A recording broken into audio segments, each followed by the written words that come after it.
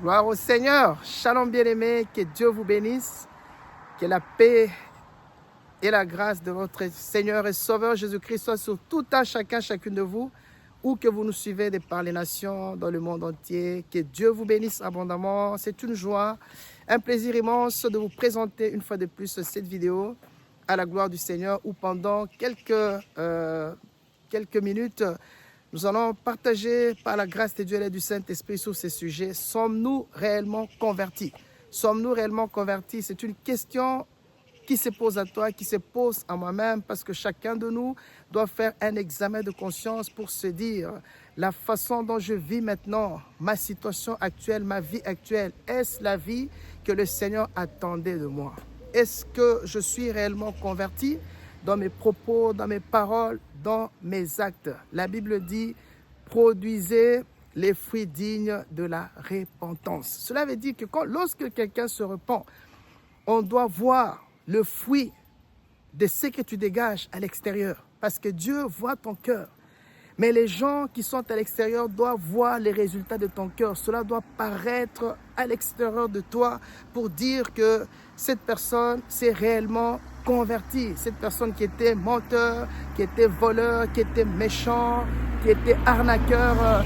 Et lorsqu'il a donné sa vie à Jésus-Christ de vrai, cette personne a totalement changé. La vraie repentance, sommes-nous réellement repentis? C'est quoi la vraie repentance? C'est ce terme métanoïa. Ce terme du grec ancien, métanoïa. Méta, changement, et noïa, de la pensée, de l'attitude, de l'intelligence. Donc un shift, un changement total au niveau des attitudes, au niveau de la pensée. Un changement total. Cela veut dire qu'on me prêche la parole de Dieu, on m'exhorte, comme je suis en train de le faire maintenant par la grâce de Dieu. Je t'exhorte, je te parle de Dieu. Et le Saint-Esprit, au travers cette exhortation, te touche. Et tu prends la décision de totalement abandonner le péché et de venir à Jésus-Christ. Ce n'est pas une obligation. C'est toi qui dois prendre la décision. Et ce que j'aime bien chez notre Seigneur et Sauveur Jésus-Christ, ce n'est pas un dictateur. Il ne viendra jamais te dire de force, allez, repens-toi, abandonne tes péchés. Non. Jésus vient même poliment. Lorsque tu lis les Saintes Écritures dans Apocalypse chapitre 3, le verset 20. Qu'est-ce qu'il est écrit? Voici, je me tiens à la porte de ton cœur et je frappe. C'est Jésus qui parle.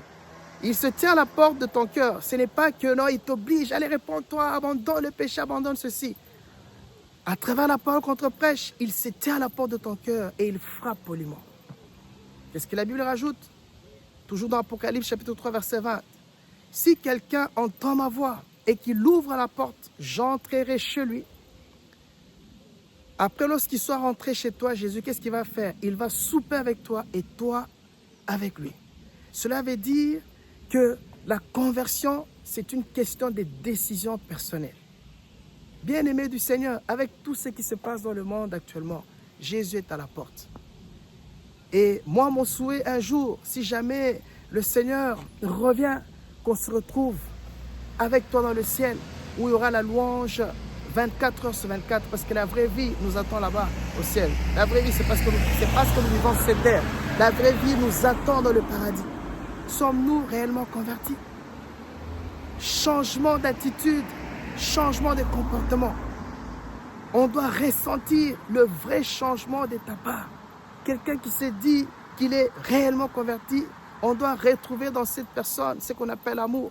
Tu ne peux pas dire que tu es réellement converti si tu n'aimes pas tes frères. La Bible déclare quelque part que si je dis que j'aime Dieu, que je n'aime pas mon frère, c'est dans 1 Jean 4, je suis menteur. Parce que comment pourrais-je dire que j'aime mon frère que je vois tous les jours et que comment pourrais-je dire que j'aime Dieu si je n'aime pas mon frère que je côtoie tous les jours? La vraie repentance, cela veut dire qu'il n'y a pas de haine dans mon cœur. Comment expliquer que toi, tu te dis que tu t'es repenti de vrai, mais tu ne parles pas à ton frère? Animé de haine dans ton cœur, animé d'animosité. Oh, bien-aimé dans le Seigneur, la vraie repentance, lorsque Dieu te regarde, il doit être fier de toi. Moi, j'ai toujours souhaité que le Seigneur me dise aussi, Gédéon, l'homme selon mon cœur, comme il a dit à David. l'homme selon mon cœur. David était l'homme selon le cœur de Dieu parce que c'était quelqu'un qui aimait Dieu. C'était quelqu'un qui savait confesser ses péchés. C'était quelqu'un qui savait toujours retourner vers le Seigneur lorsqu'il sentait que sa marche vers Dieu n'était pas bonne. Il retournait vers Dieu. Il avait un bon cœur. Il avait un bon cœur. Est-ce que vous et moi pouvons-nous nous efforcer à avoir un cœur qui plaît à Dieu, un cœur qui est agréable au Seigneur? Qu'est-ce qu'il y a dans ton cœur? Qu'est-ce qu'il y a dans ton cœur? De l'amertume, de la haine? Oh, bien-aimé dans le Seigneur, c'est que tu ne t'es pas encore repenti de vrai. Tu dois prendre une décision d'abandonner radicalement le péché. Ou alors, ce qu'on dit souvent, oui, je peux mentir, je peux voler, je peux faire des choses qui n'agréent pas le Seigneur parce que finalement, je viendrai vers Dieu, je vais demander pardon. C'est vrai. Dieu va te pardonner. Parce que la Bible déclare que c'est un Dieu qui ne se lasse de pardonner. Méchants, abandonnez vos voies, revenez vers l'Éternel, qui aura pitié de vous, à notre Dieu qui ne se lasse de pardonner. Ésaïe, à notre Dieu qui ne se lasse de pardonner. Dieu va pardonner, c'est vrai, mais il y a des conséquences. Et les conséquences du péché, c'est quoi? C'est la mort. Romains chapitre 6, verset 23. Tous ont péché et sont privés de la gloire de Dieu. Lorsqu'on pêche, on est privé de la gloire de Dieu. Et le péché, c'est un bon rémunérateur. C'est un bon payeur. Le péché paye très très bien, super. L'impudicité que tu fais dans les jours, tous les jours, un jour ça va te payer. La masturbation que tu fais, un jour ça va te payer. Il y a des gens qui se disent convertis mais qui continuent à fumer. Qui se disent convertis mais qui continuent à aller dans les boîtes de nuit. Ils se disent convertis mais qui continuent à écouter des chansons profanes. Lorsqu'on va dans leur maison, c'est des chansons profanes. Dans leur véhicule, c'est des chansons profanes. Il se dit, ils se sont réellement convertis, mais on boit encore de l'alcool. Il se dit, totalement convertis, on couche avec des femmes en dehors du mariage. Ils se disent convertis, mais ils font des choses qui n'agréent pas le Seigneur. Bien aimé, on ne joue pas avec Dieu. Vous savez, Dieu n'est pas ton ami. Dieu n'est pas ton grand-père. Dieu n'est pas ton arrière-grand-père. Dieu est Dieu et il est fidèle dans ses principes. La vraie repentance, c'est une question de décision. Cela veut dire que lorsque j'ai dit non au péché, j'ai dit non au péché. Je ne veux plus retenir le péché comme cette chanson qui dit « aux choses du passé, je ne veux plus toucher. Je ne toucherai pas aux choses du passé. » Cela veut dire que je ne veux plus retourner en arrière. J'ai pris ma décision d'abandonner mon péché, quel que soit le pays où je vis, quel que soit l'état dans lequel j'habite. Que les gens ne suivent pas Jésus-Christ ou pas. Mais moi, j'ai décidé de suivre Jésus. Cela veut dire que je ne veux pas stagner. Je ne veux pas rétrograder. Je ne retournerai pas en arrière. Je vais aller dès l'avant avec Jésus-Christ. Je vais aller dès l'avant. Et donc, je prends la décision de suivre Jésus-Christ de vrai et d'abandonner le péché. La vraie repentance, le changement d'attitude, le changement de mentalité. Tu pensais manière négative. Tu pensais façon. Mais tu as subitement une nouvelle pensée parce que Jésus-Christ est en train de transformer ta vie. Et du coup, tu commences à vivre à la façon de Dieu. Le vrai changement, la vraie conversion. C'est comme une chenille. Lorsque tu vois une chenille, prenons l'exemple chenille païen. Et le chenille païen doit rentrer dans le cocon. Le cocon, on représente le cocon comme Jésus-Christ. Donc, chenille païen, il doit rentrer dans le cocon qui représente Jésus-Christ pour être totalement transformé. Et lorsqu'il ressort de ce cocon, il ressort un papillon. Il ressort un papillon. Cela veut dire totalement changé. Totalement changé. C'est ça la vraie repentance. Donc toi qui étais fumeur, toi qui faisais des choses qui n'agréaient pas le Seigneur, lorsque tu viens vers Jésus, tu prends la décision d'abandonner le péché. Et tu dis, Seigneur, transforme-moi. Et à partir du moment où tu laisses libre cours au Seigneur de pénétrer dans ta vie, comme le verset que je vous ai donné tout à l'heure dans Apocalypse chapitre 3, verset 20. Lorsque tu acceptes que Jésus-Christ fasse son entrée dans ta vie et que tu es d'accord, parce que c'est une question de décision personnelle. À ce moment-là, Jésus-Christ se sent libre d'intervenir dans ta vie. Et il commence à changer ta vie. Et ce qui est extraordinaire, Jésus il nous a légué le Saint-Esprit. Et lorsque tu acceptes Jésus-Christ dans ta vie comme Seigneur et Sauveur, automatiquement, le Saint-Esprit commence à faire effet dans ta vie. Automatiquement, le Saint-Esprit se met en action et commence à te transformer, à te changer radicalement la mentalité, la pensée, les attitudes. Et tu verras, tu seras totalement transformé. Les gens ne vont plus te reconnaître, ils vont commencer à se poser des questions. Est-ce que c'est cette personne-là qu'on trouvait dans des boîtes? Et c'est cette personne-là qui était dans l'impudicité? Et c'est cette personne-là qui était un magouilleur? Et plein de choses encore. Parce que tu seras totalement transformé et changé. Et le Seigneur fera de toi son serviteur. Donc cela veut dire que lorsqu'on a la vraie conversion, on doit retrouver en toi ce qu'on appelle les fruits de l'esprit. Galates chapitre 5, verset 22. Mais le fruit de l'esprit, c'est l'amour. Comme je disais tantôt, on doit retrouver l'amour en toi. Quelqu'un qui a vraiment l'amour. Quelqu'un qui sait pardonner. Lorsqu'on t'insulte, lorsqu'on dit des choses méchantes te concernant, mais toi tu pardonnes. Tu ne réagis pas, tu ne réagis plus comme une personne de ce monde, mais tu pardonnes sincèrement. C'est ça la vraie repentance. On doit retrouver en toi la joie. Malgré les circonstances, tout le temps dans la joie, les gens te posent la question, mais toi, tu ne t'inquiètes? Non, je ne m'inquiète pas. Parce que je sais, fin de fin, le Seigneur se manifestera dans ma vie parce qu'il a rempli mon cœur de joie. On doit retrouver en toi la paix, la bonté. Oh, quelqu'un qui ne se trouble pas malgré les situations de ce monde. J'ai la paix. Parce que lorsque tu laisses Jésus-Christ gérer ta vie, automatiquement la paix viendra dans ta vie. Afin que malgré n'importe quelle situation, tu vas les traverser avec Jésus, qui a dit, je vous laisse ma paix, je vous laisse la paix, je vous donne ma paix, que votre cœur ne se trouble point. Et du coup, j'ai la paix. Je sais traverser n'importe quelle situation parce que j'ai une paix totale que le Seigneur me donne. Et je sais que même si je tombe, le Seigneur me relèvera. Même si je peux faillir, le Seigneur me tiendra toujours par la main. Parce que je ressens cette paix. La paix, la bonté, la bénignité, la fidélité. Fidèle aux choses de Dieu. La régularité dans l'église. Le zèle pour annoncer l'évangile. Être un bon exemple dans son travail. Partout où je passe, je suis fidèle au Seigneur. La douceur. Comment tu parles aux gens? Comment tu réagis? Lorsque tu es vrai converti, même s'il y a des choses qui t'énervent, tu dois parler avec douceur. Oh bien-aimé, la maîtrise de soi. Beaucoup de gens ne savent pas se maîtriser parce qu'ils ne sont pas convertis de vrai. Mais lorsqu'on est converti de vrai, on comprendra l'importance de se maîtriser. La maîtrise de soi.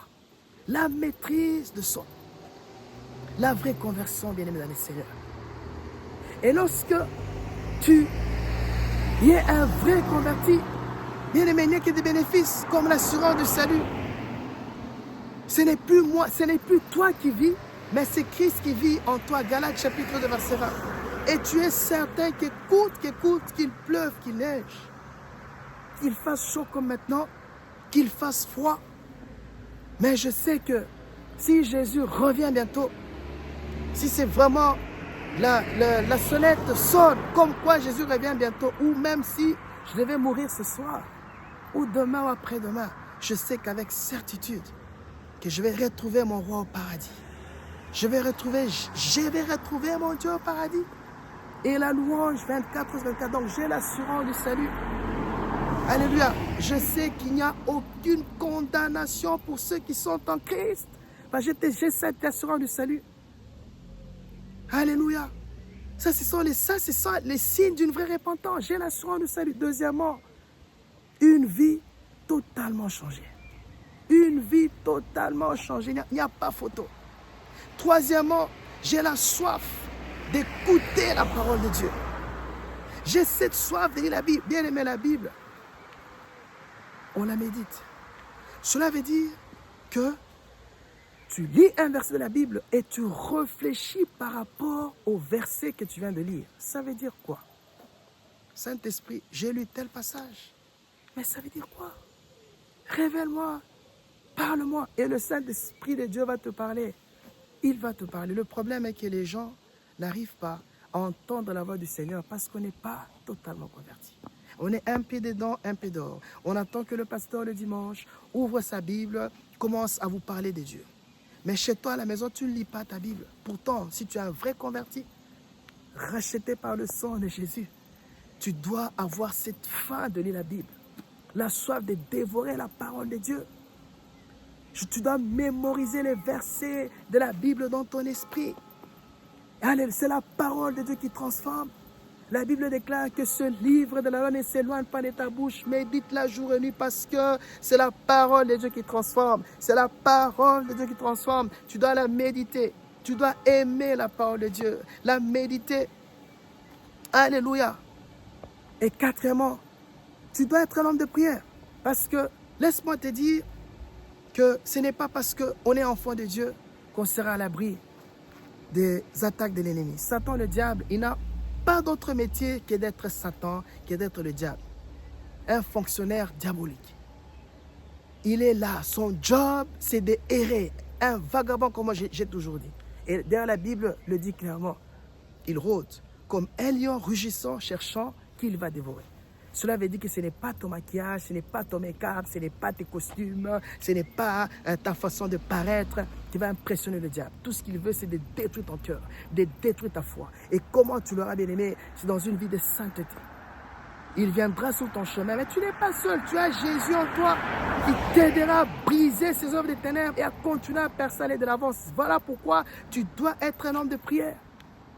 Prier comme cette femme dans Luc chapitre 18 qui ne cesse pas d'harceler ce juge unique afin qu'il lui fasse justice. Elle insistait et ce juge unique qui ne craignait pas le Seigneur a dit, il a fini par faire justice à cette femme afin que cette femme puisse arrêter de l'harceler. Voilà comment tu dois prier. Prier jusqu'à ce que le Seigneur fasse. Prier que le Seigneur intervienne. Et lorsque tu es quelqu'un assidu dans la prière, alléluia, qui lit la Bible, qui se sanctifie, mon frère, ma soeur, la gloire de Dieu va commencer à couler dans ta vie. La gloire de Dieu va commencer à couler dans ta vie. Comme ça, même s'il y a les manigances de l'ennemi, même s'il y a les attaques de l'ennemi, mon frère, ma soeur, ils seront nuls et sans effet. Et toi, tu vas continuer à percer, à progresser et à aller de l'avant. La vraie conversion. Sommes-nous réellement convertis? Bien-aimés, voilà le message que Dieu a mis dans mon cœur par la grâce du Seigneur et l'aide du Saint-Esprit afin de partager avec toi en ces jours. Laisse-moi te rappeler que le Seigneur t'aime. Peu importe là où tu es, le Seigneur t'aime. Il connaît la situation dans laquelle tu te trouves. Mais je t'exhorte premièrement à chercher le royaume et la justice de Dieu. Ne perds pas ta foi. Ne retourne pas en arrière. Même si tu traverses des moments très difficiles, bien-aimé, conserve ta conversion. Continue à faire confiance en Dieu. Ne perds pas ta foi. Ne corromps pas ta foi pour les histoires de ce monde. Laisse-moi te dire que Jésus-Christ te sortira de cette situation. Que Jésus-Christ va te guérir, quelle que soit la maladie. Que Jésus-Christ va te donner une solution, peu importe ton problème. Mais ne perds pas ta foi. Ne perds pas ta foi. Sois persévérant. Sois régulier, sois fidèle. Conserve ta conversion. Et si tu n'es pas encore converti, bien-aimé, reviens au Seigneur. Décide-toi vraiment d'abandonner le péché de vrai. Si tu es tombé ou quoi, décide-toi, bien-aimé, dans le Seigneur, de te reprendre en main et de suivre Jésus-Christ jusqu'à la fin de toujours. Est-ce que je peux prier pour toi? Et peut-être que là où tu es, tu n'as jamais accepté ou donné ta vie à Jésus-Christ de vrai. Bien-aimé, fais cette prière, s'il te plaît, après moi. Parce que tu ne sais pas qu'est-ce qui peut arriver dans une heure. Ne crois pas que, bien-aimé, dans le Seigneur, c'est pour se montrer qu'on fait ce genre de vidéos. Bien-aimé, on le fait pour la gloire du Seigneur. Et ce message est arrivé chez toi. Laisse-moi te dire que le Seigneur t'aime. Il te connaît tel que tu es. Il t'a connu avant, dans le sein maternel. Donne ta vie à Jésus. Oh, je sens la présence de Dieu. Donne ta vie à Jésus. Est-ce que tu peux prier avec moi? Et tous ceux qui ont reculé, prie aussi avec moi, afin que le Saint-Esprit vous rebooste pour que vous continuez la marche avec le Seigneur. Est-ce qu'on peut prier ensemble, s'il vous plaît? Priez avec moi. Seigneur Jésus-Christ, merci pour cette exhortation. Merci parce que tu m'aimes. Je te prie de me pardonner pour tous mes péchés. Aujourd'hui, que ton sang me sanctifie et purifie. Seigneur Jésus-Christ, je t'accepte dans ma vie comme mon Seigneur et mon Sauveur. Saint-Esprit, conduis le cours de ma vie. Je suis sauvé. Au nom de Jésus-Christ. Relève-moi là où j'étais tombé. Que je me ressaisisse afin de te suivre cette fois-ci tous les jours jusqu'à la fin de mes jours, jusqu'à l'enlèvement. J'ai ainsi prié. Au nom de Jésus-Christ. Amen, amen, amen. Seigneur, je prie pour toutes ces personnes qui ont suivi cette vidéo. Peu importe leur situation, leur problème, que tu touches, que tu restaures. Que ceux qui sont malades, tandis qu'ils ont écouté cette vidéo, que ta main les touche maintenant. Et qu'ils reçoivent une guérison instantanée à l'instant même. Au nom tout-puissant de Jésus-Christ. Et peu importe les situations de leur vie, Seigneur, que tu touches et que tu transformes leur vie au nom de Jésus-Christ. Je bénis ainsi ton peuple dans le nom de Jésus-Christ. Amen, amen. C'est votre serviteur, l'humble serviteur, le pasteur Gédéon. Que le Seigneur vous bénisse abondamment. Accrochez-vous à Jésus. Accrochez-vous à Jésus. Il est le chemin, il est la vérité, il est la vie. Et il va continuer à transformer le cours de votre vie. D'ici là, portez-vous bien. Que Dieu vous bénisse abondamment et on se donne rendez-vous dans une prochaine vidéo à la gloire du Seigneur. Si éventuellement Jésus-Christ ne revient pas, on sera là encore dans la continuité des vidéos à la gloire du Seigneur. Que le Seigneur vous bénisse abondamment. Likez, partagez cette vidéo. Si vous n'êtes pas encore membre, abonnez-vous. Et le Seigneur continuera à vous visiter. Nous vous aimons. Que le Seigneur vous bénisse. À très bientôt. Que Dieu vous bénisse.